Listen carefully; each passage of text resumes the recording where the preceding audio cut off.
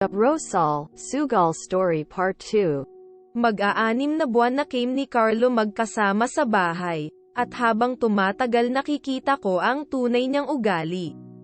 Alam ko masyadong mabilis ang mga pangyayari sa relasyon namin. Ako mismo hindi ko alam kung bakit ako nakapag-daisy-sayan agad na magsama came. Si Carlo ay laking Manila. Wala pa akong nakilala sa mga pamilya niya dahil ang kwento sa akin ni Carlo, simula nang lumaya siya sa kanila last year wala na siyang balita sa mga pamilya niya. Every time tinatanong ko siya about sa pamilya niya agad umiinit ang ulo niya. May pa daw kaming pwedeng pag-usapan iba, bakit tungkol pa sa pamilya niya? Dahil ako na lang ang nagtatrabaho sa amin dalawa, hirap na hirap ako kung paano hahatiin ang kita sa trabaho sa mga gastusin namin sa bahay at padala ko sa pamilya ko sa probinsya. Isang araw sinabi ko kay Carlo, baka pwede ka nang maghanap ng trabaho. Para naman matulungan mo ko at alam mo naman na may binubuhay akong pamilya sa probinsya. Aba kagulat ko siya pa ang galit at sumagot siya na, bakit? Naghahanap naman ako ng trabaho Anong magagawa ko, wala pang tumatawag sa mga in-applyan ko. Yan ang sagot niya sa akin. Kahit alam ko naman na wala naman talaga siyang in-applyan. Tapos eto pa ang mas nagulat ako. Bakit daw hindi na lang daw ako maghanap ng ibang customer na pwede akong ilabas anytime para sarili ko daw ang kita at walang hati sa bar. Hindi ko alam kung ano isasagot ko sa kanya noon. Natahimik na lang ako at nag-isip-isip. Aaminin ko kahit walang trabaho si Carlo mahal ko siya. Hindi ko alam kung bakit kahit hirap na hirap ako ay bulag sa mga sinasabi niya tinatanggap ko pa din. Wala na ba talaga akong natitirang respeto sa sarili ko? Iniisip ko kasi wala naman talagang matsatsagang pakisamahan ako dahil isa akong mababang babae. Kaya hindi ko siya kayang mawala noon. Meron akong naging customer na Chinese noon. Tambay sa kasino ang Chinese na ta at naging suki ko na siya. Tulad ng gustong mangyari ni Carlo. Ginawa ko ang gusto niya. Since regular customer ko tong Chinese na ta, kinausap ko siya na pwede niya akong kontaken kahit day off ko para malabas niya. At nangyari naman yun. Ang driver niya ang tumatawag sa akin kapag gusto niya akong ilabas. One time tinawagan nila ako at bago mangyar ang dapat mangyar dahil tinawagan ako dumiretso muna came sa isang kasino. Dun ko nakita ang mga talagang laro sa mga slot. Nasa tabi lang ako ng Chinese nun hanggang sa inabutan niya ako ng 2K para maglaro din ako habang naglalaro siya. Nasa tabi ako ng Chinese noon at sinubukan ko ngang maglaro. Naranasan ko din manalo sa kasino na kaya naengganyo ako. Pagkatapos naming sa kasino nagyaya na ang Chinese at dumiretso na came sa hotel. Nangyar na ang dapat mangyar. Tapos na ang duty ko. Pauwi na ako. Nanghihina as usual. Tapos ang madadatnan ko pasarap buhay na kahilata masarap ang tulog, may binili akong pagkain noon at gin-isang ko si Carlo para kumain. At nabanggit ko na nga sa kanya ang nangyar. Tuwang-tuwa ang loko na para bang walang kwenta talaga sa kanya na nung gabing yun meron na naman gumalaw sa akin. Ang unang sinabi lang niya, malaki ba ang binayad? Sabi ko na lang oo at nanalo din ako sa kasino kung saan came pumunta.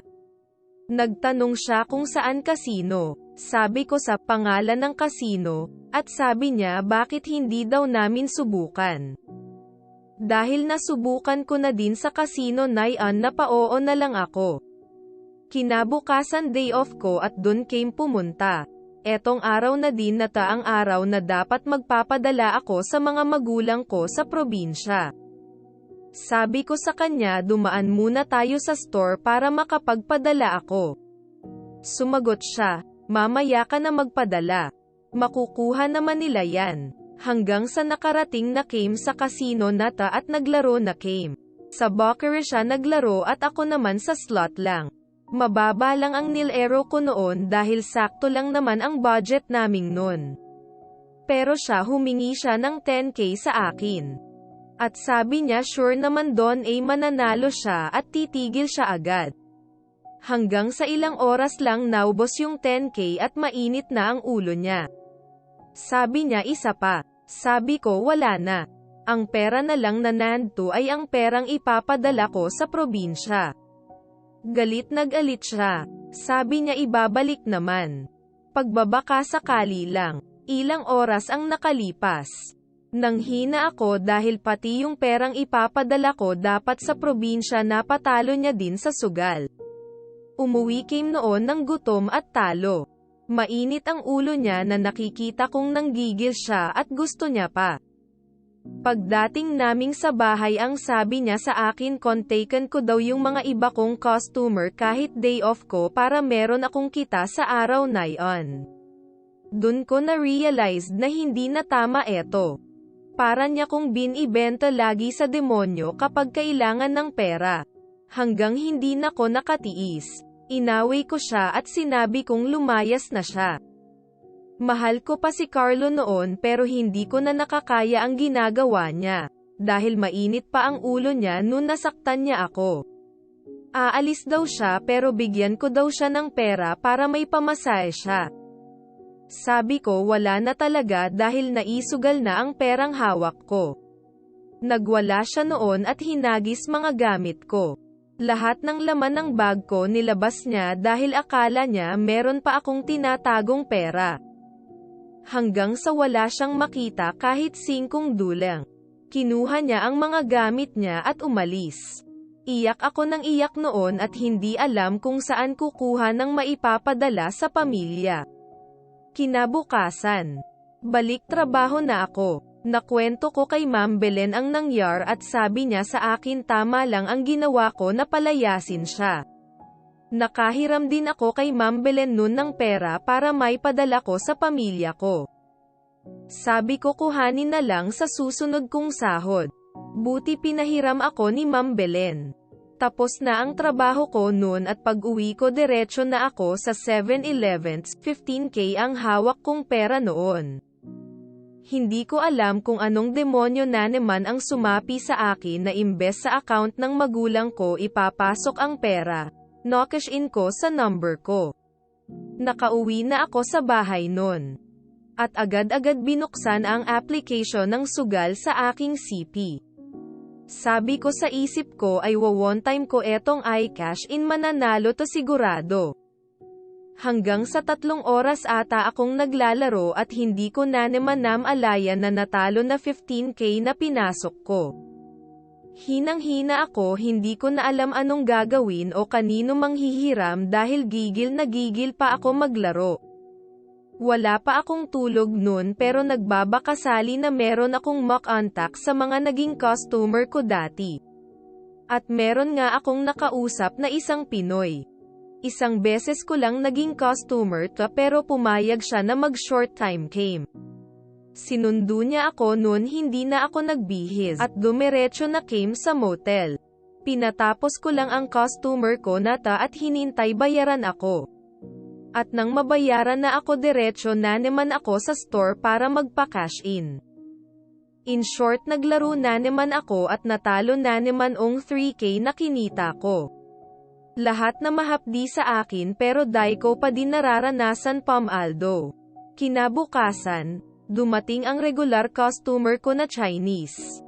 Nung panahon na to ako na mismo nagyaya sa kanya na magkasino. Namamag-asa bibigyan niya ako ulit ng panlaro.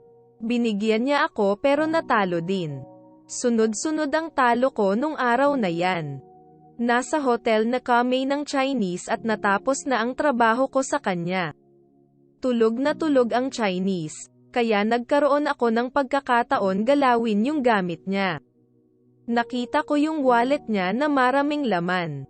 Hindi mismo sa wallet sa isang bag lang nakalagay ang pera ng Chinese na ta. Dahil siguro matagal na akong babae ng Chinese na panatag na siya sa mga gamit niya. Sinamantala ko na ang pagkakataon at kumuha ako sa bag niya. Hindi ko na binilang dahil marami naman laman ang bag niya. Dali-dali akong lumabas nun, kinakabahan dahil nasa baba ang driver niya. Anon ang sisteneman pag nilalabas nila ako kaya hindi nito nagduda. Pagdating ko sa bahay, pawis na pawis at mabilis ang tibak ng puso, binilang ko agad kung magkano ang nadekwat ko sa Chinese na yon. Laking gulat ko dahil umabot sa 37K na tag-1,000. Nanginginig ang buong katawan ko sa takot noon dahil hindi ko maisip bakit ko nagawa yon.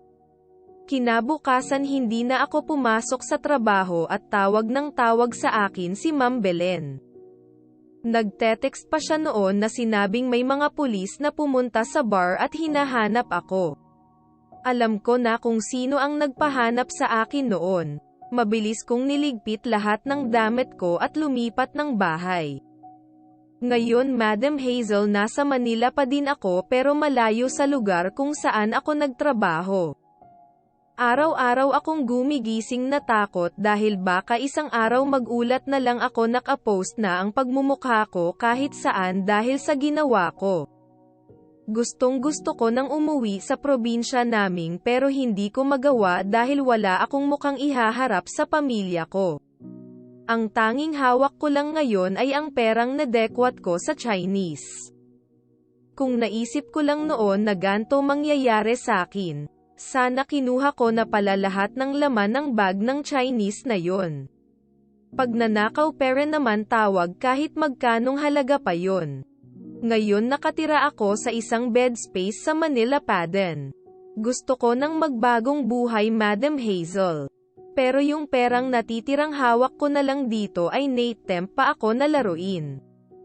Iniisip ko na lang muna ngayon kung paano ako makakalaya sa gulong pinasok ko. Sobrang haba na pala ng kwento ko Madam Hazel na hindi ko namamalayan. Nandito ako sa park malapit sa inuupahan ko. Hindi ko namalayang madilim na pala ang paligid. May pa sana akong gustong ikwento pero wala na rin baterya ang cellphone ko hehe. At masaya din ako Madam Hazel dahil natapos tong araw na to na hindi ako nakasugal dahil na-busy ako sa pagkwekwento ng buhay ko dito. Maraming salamat Madam Hazel at naging living diary ka naman.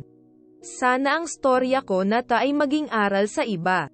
Lahat ng mga desisyon natin sa buhay lagi natin isipin bago gawin. Again Madam Hazel, maraming salamat po. Nahihiya po akong malaman nyo kung sino ako pero lagi lang po ako nakasubaybay sa inyo. Ingat po Madam.